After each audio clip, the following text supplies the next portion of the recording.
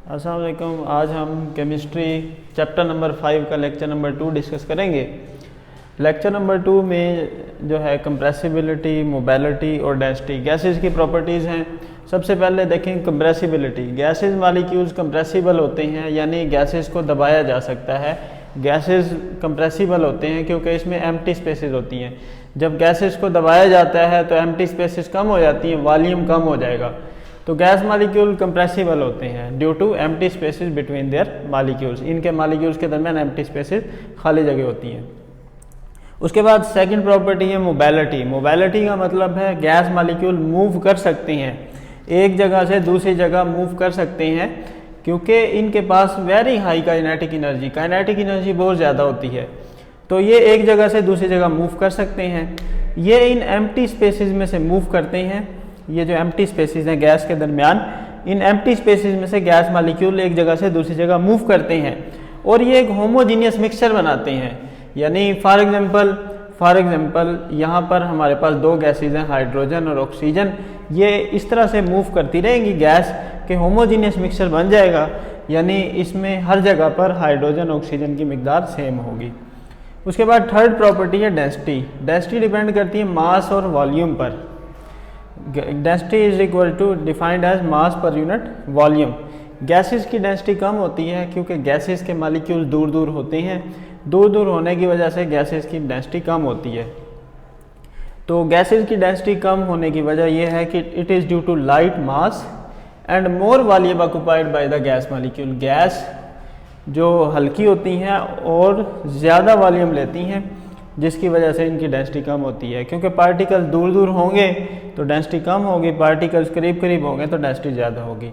Gases की density को ग्राम पर डेसीमीटर में लिखते हैं क्योंकि गैसेस ज़्यादा जगह घेरती हैं, तो इसकी डेंसिटी को ग्राम पर डेसीमीटर में लिखते हैं। जबकि सॉलिड और लिक्विड की डेंसिटी को ग्राम पर सेंटीमीटर में लिखते हैं क्योंकि लिक्विड और सॉलिड ये कम जगह घेरते हैं।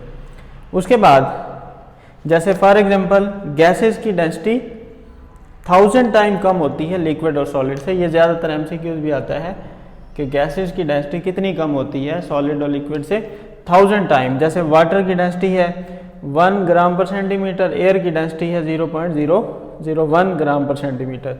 अब इसमें 1000 का डिफरेंस है, एयर और वाटर में डेंसिटी का 1000 का डिफरेंस है। उसके बाद गैस की डेंसिटी इंक्रीज होती है कूलिंग से क्योंकि डेंसिटी डिपेंड करती है मास और वॉल्यूम पर। अगर कूलिंग करेंगे वॉल्यूम कम होगा तो डेंसिटी इंक्रीज होगी क्योंकि density is inversely proportional to volume और volume is directly proportional to temperature. अगर टेम्परेचर कम करेंगे वॉल्यूम कम होगा तो डेंसिटी बढ़ेगी। जैसे ऑक्सीजन की डेंसिटी 20 डिग्री सेंटीग्रेड पर है 1.4। जब टेम्परेचर कम करेंगे 0 डिग्री सेंटीग्रेड, जैसे ही टेम्परेचर कम करेंगे डेंसिटी बढ़ जाएगी। तो इस तरह से हम देख सकते हैं कि जैसे जैसे टेम्परेचर कम करेंगे वॉल्यूम कम होगा, डेंसिटी बढ़ेगी। तो इस तरह से ऑक्सीजन की डेंसिटी 20 पर है 1.4, 0 पर है 1.5। अब नेक्स्ट हम देखेंगे बॉयज़ लॉ। बॉयज़ लॉ ये है गैसेस के मुतालिक। ये एक वॉल्यूम और प्रेशर का रिलेशनशिप है। 4 फैक्टर होते हैं जो गैस को डिफाइन करते हैं। अगर एक सिलेंडर में गैस मॉलिक्यूल्स हों तो प्रेशर, उसका कोई प्रेशर भी होगा, जैसे 1 atm प्रेशर। टेम्परेचर भी होगा 25 फॉर एग्जांपल। जैसे कोई किसी सिलेंडर में गैस मॉलिक्यूल है तो उसका प्रेशर है 1 atm, उसका टेम्परेचर है 25, उसके नंबर ऑफ मोल है जैसे 1 मोल, उसका वॉल्यूम भी है 1 डेसीमीटर लगा लें जैसे वॉल्यूम। तो गैस मॉलिक्यूल को 4 चीज़ें डिफाइन करती हैं, उसकी स्टेट को 4 चीज़ें डिफाइन करती है, pressure, temperature, number of mole और वॉल्यूम। तो बॉयज़ ने ना वॉल्यूम और प्रेशर के दरमियान एक रिलेशनशिप को स्टडी किया था 1662 में। इसके मुताबिक volume of a given mass of gas is inversely proportional to pressure. Volume और प्रेशर एक दूसरे के इनवर्सली प्रोपोर्शनल हैं। अगर प्रेशर बढ़ाएं वॉल्यूम कम होता है, प्रेशर कम करें वॉल्यूम बढ़ता है। अगर टेम्परेचर कांस्टेंट रखें, टेम्परेचर जैसे 25 डिग्री कांस्टेंट रख दें और नंबर ऑफ मोल जैसे 1 मोल, अगर नंबर ऑफ मोल और टेम्परेचर को कांस्टेंट रखें तो प्रेशर और वॉल्यूम एक दूसरे के इनवर्सली प्रोपोर्शनल है। प्रेशर बढ़ाएंगे वॉल्यूम कम होगा, प्रेशर कम करेंगे वॉल्यूम बढ़ेगा। अब प्रोपोर्शनलिटी कांस्टेंट को ख़त्म करने के लिए इक्वालिटी का sign, V is equal to K over P, P V is equal to K. अगर एक गैस है, गैस मालिक्यूल्स हैं, किसी भी सिलेंडर के अंदर गैस मालिक्यूल्स हैं, गैस मालिक्यूल्स का पहला प्रेशर P1 है, पहला जो वॉल्यूम है वो V1 है, V1 है। अब इस गैस पर प्रेशर लगाते हैं, प्रेशर लगाने से प्रेशर की नई वैल्यू आती है, वॉल्यूम की भी नई वैल्यू आती है, यानी P1 V1 is equal to के और P2 V2 is equal to के। यानी सिलेंडर में गैस मालिक्यूल है, उसका प्रेशर, पहला प्रेशर P1, पहला वॉल्यूम V1, तो वो के इक्वल है। के एक प्रोडक्ट है, प्रेशर और वॉल्यूम को मल्टीप्लाई करने से जो आंसर आता है वो के है, और के सेम होता है हर दफ़ा। जब तक नंबर ऑफ मोल और टेम्परेचर सेम होगा तो के की वैल्यू हमेशा सेम होगी। अगर फॉर एग्जांपल पहला प्रेशर पहला वॉल्यूम को मल्टीप्लाई किया, के आया, जब प्रेशर बढ़ाया उसी हिसाब से वॉल्यूम कम हुआ, फिर उसको मल्टीप्लाई किया, वो भी के सेम आया। अगर दोनों के इक्वल हैं तो दोनों आपस में भी इक्वल होंगे, तो ये होगा P1 V1 is equal to P2 V2 is equal to K. इसकी एक्सपेरिमेंटल वेरिफिकेशन है। एक्सपेरिमेंटल वेरिफिकेशन में हम एक सिलेंडर लेते हैं, सिलेंडर में जैसे कोई भी गैस फिल करते हैं, सिलेंडर में गैस मालिक्यूल फिल करते हैं।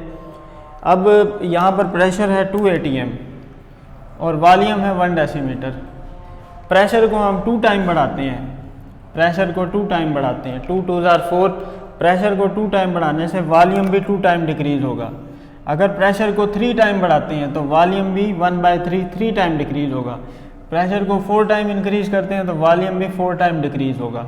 तो जब भी P और V को मल्टीप्लाई करेंगे तो सेम आंसर आएगा। जैसे P1 V1, प्रेशर था 2 atm, वॉल्यूम था 1 डेसीमीटर, तो P और V को मल्टीप्लाई किया, आंसर आया 2 atm डेसीमीटर, यानी K की वैल्यू सेम है। इसी तरह P2 V2, pressure 4 atm, pressure को 2 गुना बढ़ाएंगे, वॉल्यूम भी 2 टाइम्स कम हो जाएगा 1/2, तो 2 2 4, अब भी आंसर आया 2 atm डेसीमीटर। अब प्रेशर को 3 टाइम इंक्रीज करें, 2 3 6, तो वॉल्यूम भी 3 टाइम डिक्रीज होगा। तो जब भी मल्टीप्लाई करेंगे P3 V3 को तो इसका आंसर भी 2 आएगा। इसी तरह प्रेशर है P4 V4, प्रेशर है 8 atm, प्रेशर को 4 टाइम इंक्रीज करें, वॉल्यूम 4 टाइम डिक्रीज होगा, तो इसको भी मल्टीप्लाई करें तो ये भी 2 atm। यानी जब भी टेम्परेचर कांस्टेंट होगा, नंबर ऑफ मोल कांस्टेंट होंगे, तो प्रोडक्ट ऑफ P और V वो हमेशा सेम होगा। तो ये है बॉयज़ लॉ।